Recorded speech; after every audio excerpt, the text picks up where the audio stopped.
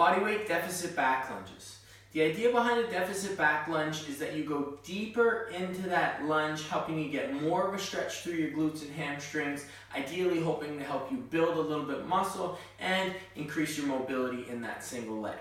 When I'm doing this exercise, I want to set up with a riser. The higher that riser is, the harder it's going to be. If you don't have a riser, no problem. You can use a stool as long as it's not too high. And you can also use an old thick textbook as well. Just make sure whatever base you're using, you're nice and stable.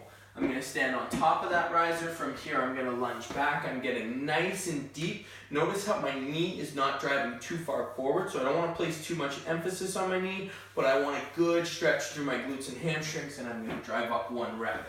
Nice and deep down, drive up 2. Nice and deep down, drive up 3. One thing I'm particular on with lunges is that you don't touch your back knee down. Just because your kneecap is not meant to be a cushion, it is meant to protect your knee, but only when need be. So we lunge down as deep as we can, so we're hovering maybe an inch off the floor, and then we drive back up. One final thing when you're doing this exercise that you don't want to see is you don't want to drive down and then pop up here and have the lower back extend through.